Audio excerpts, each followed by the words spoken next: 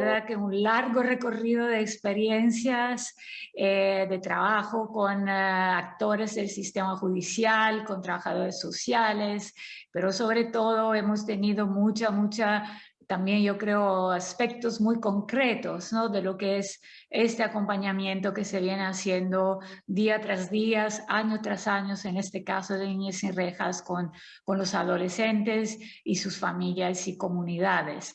Yo creo que ahora vamos a tener un momento de reflexión, de conclusiones, de recomendaciones también, porque como hemos dicho, Niñez Sin Rejas va a continuar, ¿no? De una manera o de otra. Esto yo creo que está ya muy claro con todos nosotros cuánto este tema nos necesita. Y por esto tenemos el privilegio de tener con nosotros a Norberto Liski, ex vicepresidente del Comité de Derechos del Niño de Naciones Unidas, administrador del BICE, bueno, defensor de los derechos humanos y de los derechos del niño en particular. Todos los conocemos y lo admiramos muchísimo. Y gracias, Norberto. Y va a ser como un mano a mano, un diálogo con Bruno Vandermaat, otro administrador del BICE, muy cerca de OPA Niños Libres, ayudando muchísimo a OPA desde la universidad, desde la academia, desde su gran experiencia en la justicia restaurativa. Y bueno, así que tenemos la verdad dos grandes eminencias amigas para concluir esta bueno, tarde, noche, según donde estamos, mañanas, de gran relevancia por el programa. Así que Norberto y después Bruno, y bueno, estamos muy entusiasmados, agradecidos de escucharos los dos. Muchísimas gracias. Muy buenas tardes, muy buenas noches, muy apreciados amigos y amigas. Por supuesto, para quienes nos unen vínculos de muchos años, como María Consuelo, como Alessandra, como la amistad surgida con Oliver y con Bruno y Roberto y tantos otros que reencontrarlos siempre es un motivo de alegría. Y de reencontrarnos en este caso para compartir la experiencia de un proyecto que Vice ha sabido diseñar, ha sabido encontrar sus aliados que le dieran capacidad material al desarrollo del mismo, y ha sabido encontrar sus capacidades locales para poder llevar adelante el objetivo y los distintos caminos que propone el proyecto de Niñez Sin Rejas. Yo voy a introducir, habiéndolo conversado algo con Bruno, en una mirada más general, y tal vez Bruno se detenga en aspectos más puntuales de algunas experiencias.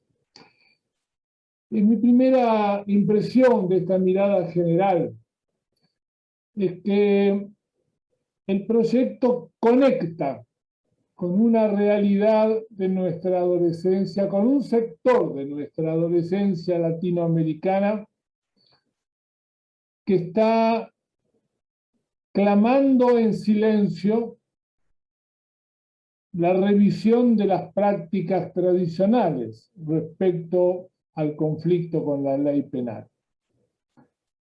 Y clama en silencio porque predominan aún en nuestra región y en buena parte del mundo.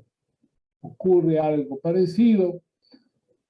Predomina un silencio, llamémosle deliberado, un silencio premeditado, en donde las sociedades y los propios estados tienden a que la privación de libertad también sea ocultamiento de una realidad. Y la privación de libertad, cuando es un ocultamiento de la realidad, es doblemente agraviante para el adolescente que vive esa experiencia. Es una audacia en ese contexto que Vice haya dicho niñez sin rejas.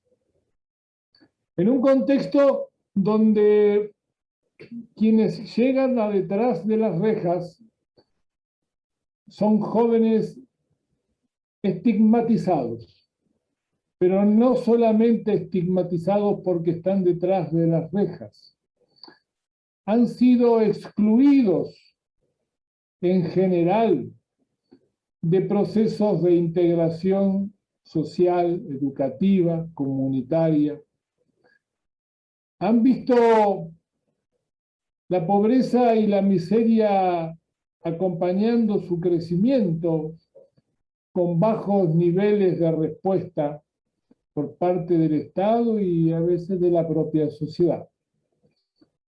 En América Latina, algunas cifras serias con las que podemos disponer nos dicen que los jóvenes que ingresan a los sistemas de privación de libertad, solamente en un 35% han concluido la escuela primaria, mientras que el nivel de escolaridad primaria y de terminalidad primaria en América Latina en este momento está superando el 90%.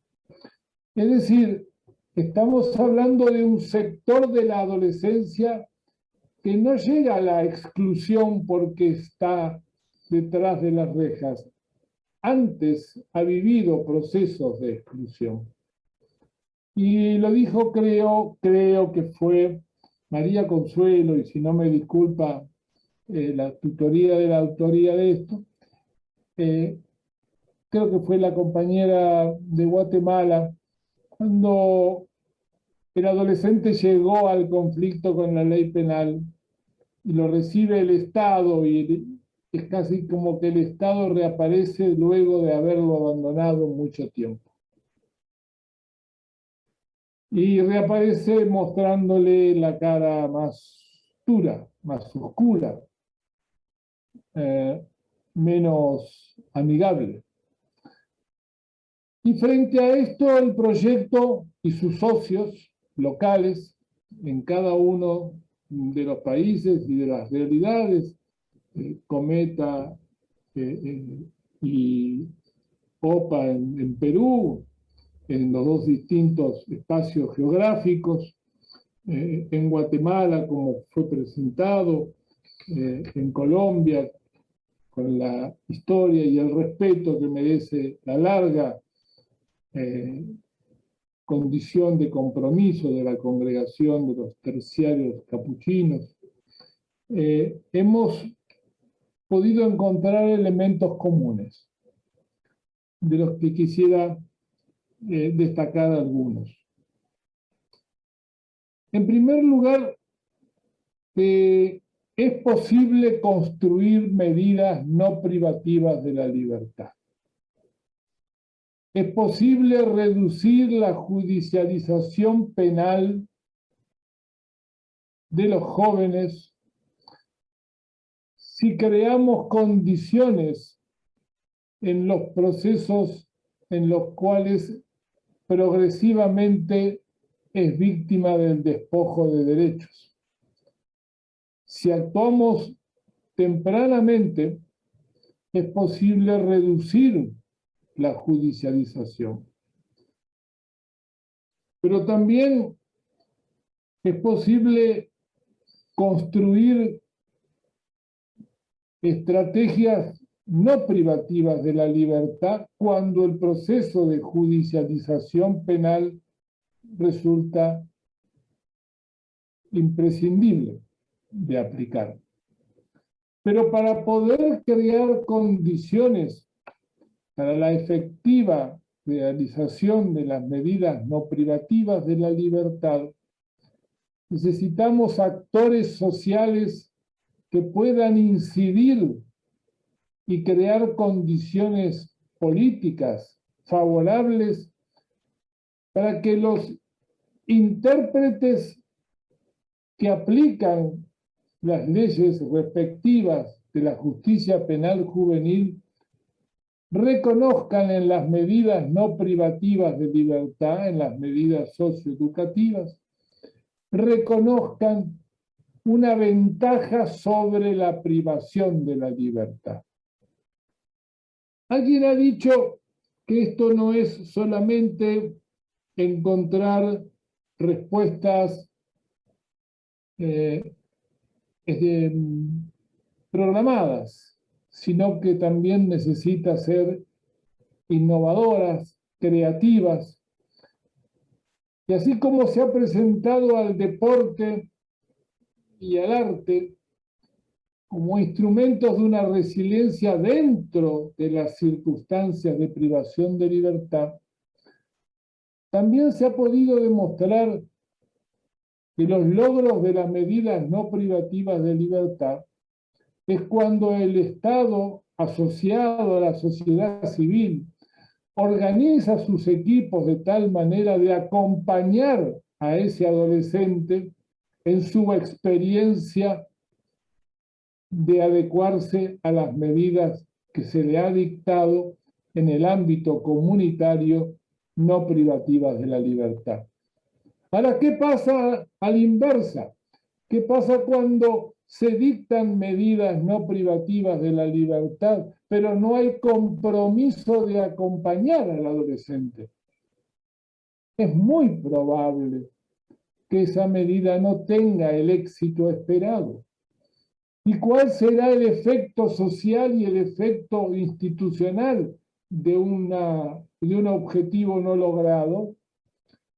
Será descalificar la estrategia de medidas no privativas.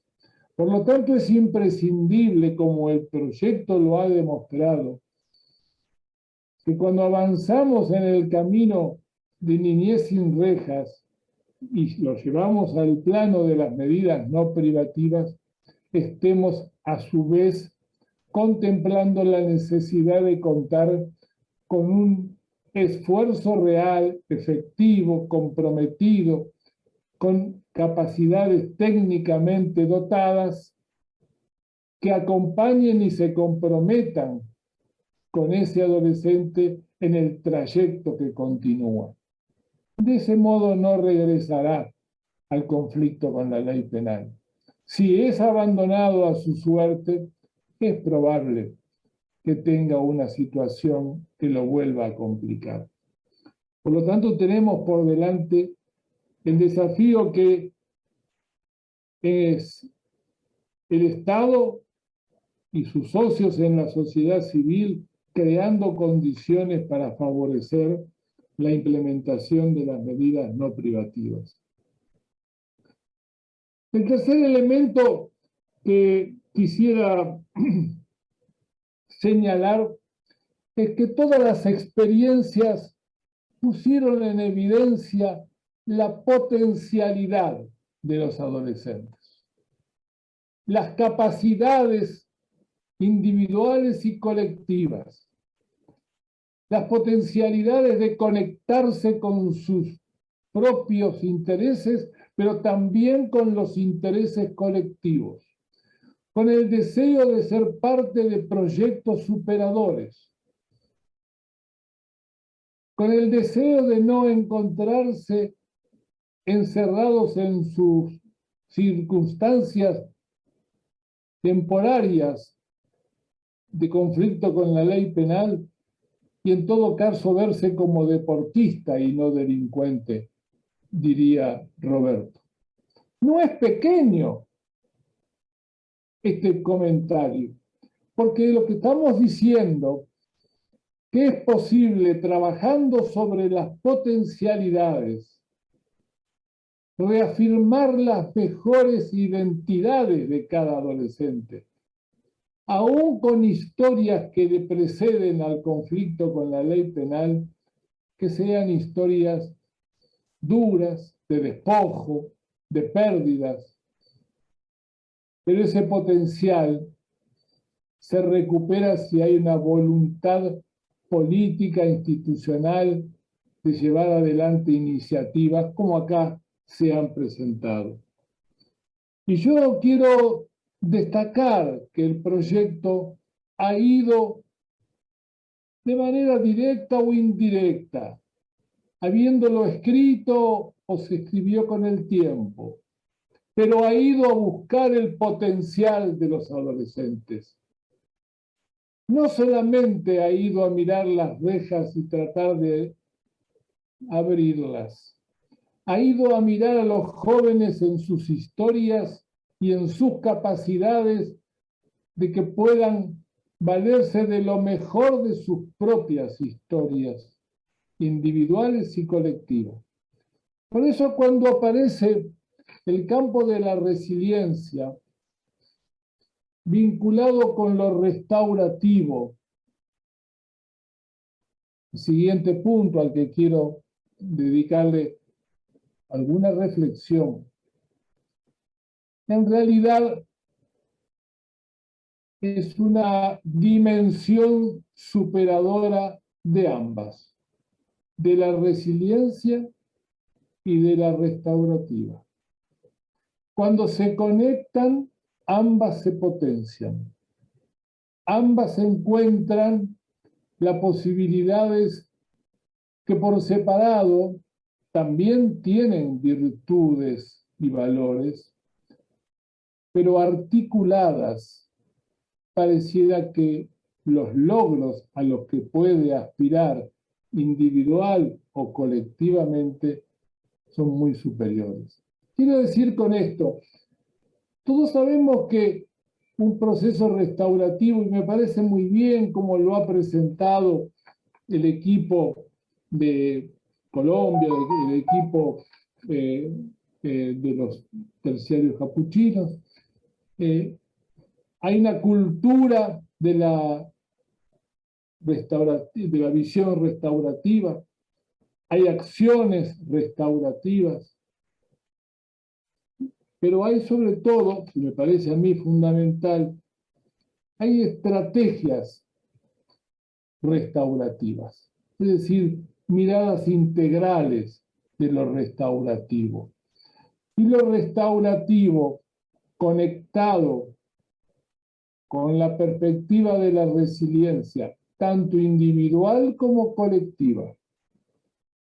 La resiliencia que en América Latina tiene muchas fuentes de inspiración en nuestros procesos culturales colectivos. No lo digo sobreestimando a América Latina en este campo respecto de otras culturas. Lo que puedo decir, y ustedes lo conocen muy bien, es que nuestras prácticas sociales siguen teniendo una potencia comunitaria muy fuerte. Y la resiliencia se construye en nuestra cultura latinoamericana con enorme peso de la comunidad, lo que no excluye los aspectos individuales. Y entonces me permito reafirmar que el proyecto de Niñez sin Rejas también nos ha abierto hacia un campo innovador que es la conjunción entre el enfoque de la resiliencia y las prácticas restaurativas. Conectarlas creo que es un desafío al que vale la pena orientar los próximos pasos. Y voy cerrando, porque si no, Alessandra va a empezar a mirar el reloj con ojos inquisidores. Voy cerrando simplemente poniendo un énfasis en el ámbito familiar y el ámbito comunitario.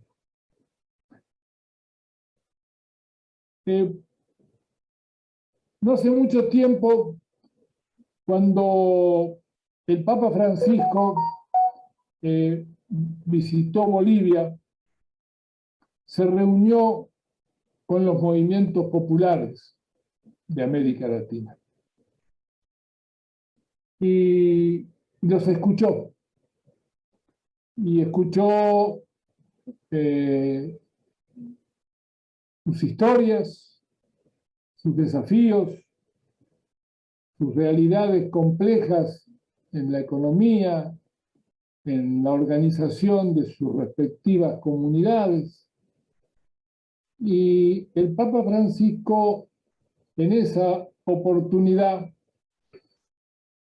les recordó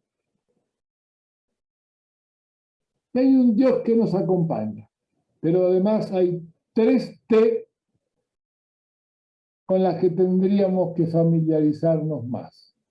Y los adolescentes tienen derecho a que esas 3 T también estén en la proximidad de sus vidas cotidianas. Y les dijo, no abandonen el derecho a la tierra, al techo y al trabajo.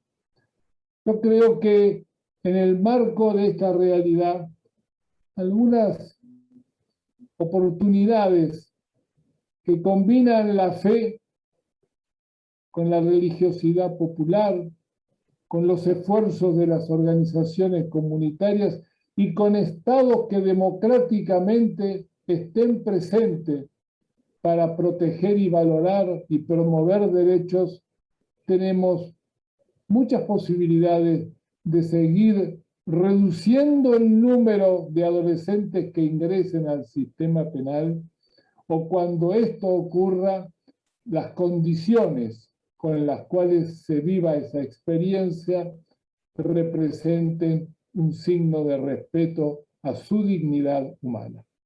Bueno, con esto cierro la primera parte. Bruno tiene la palabra. Gracias, Roberto. Bueno, voy a tratar de hilar sobre el tejido que tú ya lanzaste con algunos temas que me parecen importantes retomar de lo que ha salido de las presentaciones, ¿no? Un primer tema que quisiera tomar es que para un problema de justicia, que es un sistema, como decía el padre de Colombia, hay que involucrar a todos los que están involucrados ahí, ¿no? Hay que referirse a todos los magistrados, a la sociedad civil, la familia, la comunidad, pero los más importantes son, por supuesto, los jóvenes, ¿no? Y entonces creo que involucrar a todos esos actores implica también no dejarles participar como un espacio que, bueno, tengo 5% de espacio que te doy, sino de que sean realmente los protagonistas, ¿no? Y estos actores tienen que intercambiar entre ellos, ¿no? Porque no puede ser solamente el proyecto de Niñez Sin Rejas que trabaje con jóvenes o con magistrados, etcétera, sino que el conjunto debe interactuar, y creo que eso será uno de los puntos que quisiera retomar para la continuidad del proyecto, ¿no? Otro punto que tú has tocado también, quiero reforzar, son los derechos, ¿no? El enfoque de derechos, los derechos del joven en conflicto con la ley empiezan antes de que empiece el conflicto con la ley. Es decir, los derechos son anteriores al conflicto. Y como tú bien has remarcado, muchas veces los estados se han olvidado de esos jóvenes y recién se acuerdan de ellos cuando dicen que han cometido algún impromptu, ¿no? Algo que quisiera resaltar también es la capacidad innovadora que varios de los grupos que se han presentado hoy día han recordado, ¿no? No solamente se trata, por ejemplo, de capacitar, sino de buscar nuevos métodos que lleguen a que la capacitación tenga efecto. Colombia ha presentado esos juegos, en Perú han tenido estos, la utilización del arte o del deporte, ¿no? En Guatemala han estado trabajando también la cuestión cultural con la pluriculturalidad que hay en el contexto. Creo que eso es muy importante, ¿no? Buscar no repetir lo que los demás han hecho, sino buscar una forma nueva de hacer las cosas, para tener resultados, no para poder decir hemos reunido a tantos y ahora saben un poco más, sino hemos realmente cambiado, tenemos un resultado en la práctica. De hecho, todos han optado por la justicia restaurativa, que efectivamente, como tú has puesto, es una respuesta mucho más respetuosa del ser humano y de los jóvenes. Y esto en esta combinación de resiliencia y derechos, no están opuestos, sino hay que articularlos. Me gustó mucho tu figura, como que uno es como el catalizador para que el otro funcione mejor, ¿no? Como que se refuerzan mutuamente, y creo que eso es muy importante, porque el riesgo es de limitarse y de polarizar el asunto y de limitarse. Todo tiene que ser resiliencia o todo tiene que ser derecho y no hay puente entre los dos. Un tema que me parece importante también es algo que se tocó al final, la importancia de las emociones, ¿no? Si solamente nos enfocamos en el derecho y nos olvidamos de las emociones, es decir, nos olvidamos del contexto concreto, nos olvidamos de lo que los jóvenes realmente pueden hacer, como tú decías, la potencia que tenían cada uno en su vida, en su capacidad. Creo que eso es importante recordarlo. En Guatemala, una señora recordó algo que me pareció también muy importante para la capacitación. Dice, capacitar a los funcionarios no es suficiente, porque hay movilidad de sus funcionarios, después uno no sabe al final cuál es el impacto, etc. Hay que dar seguimiento al asunto, ¿no?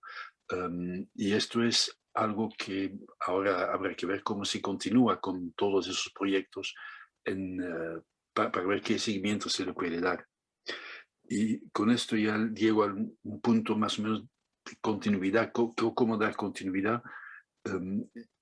Tenía dos sugerencias, aparte de que todos, por supuesto, sigan trabajando lo que están haciendo. Tratar de, como en algunos casos se ha hecho, de sistematizar la experiencia, ¿no? De decir qué hemos querido hacer, cómo lo hemos hecho, cuáles son los resultados, cuáles son los desafíos y cuáles también han sido los errores. Y un segundo punto para la continuidad creo que es el trabajo en conjunto, ¿no? Me parece como que un grupo ha trabajado más la cuestión de la formación de los magistrados. Otro grupo ha trabajado más directamente con los chicos, ¿no? De sus emociones, la resiliencia, los derechos de todo. Otro grupo ha trabajado la potencialidad. Otro grupo ha trabajado el lobbying, digamos, ¿no? La incidencia, ¿no? Más política, etc. Y creo que los distintos actores podrían aprender unos de otros para ver cómo pueden tratar de articular esas distintas dimensiones que parece una especialidad de cada una. Entonces, no necesariamente se trata de que cada grupo tiene que hacer todo, sino tiene que ver cómo puede articular su trabajo con otros grupos de la sociedad civil, de la comunidad, con la familia, con las instituciones, con el Estado, como para poder dar una respuesta más articulada, ¿no? Una respuesta más integral, para no quedarse solamente con un pedazo de la torta, sino de tener los distintos sabores que conformen esta torta.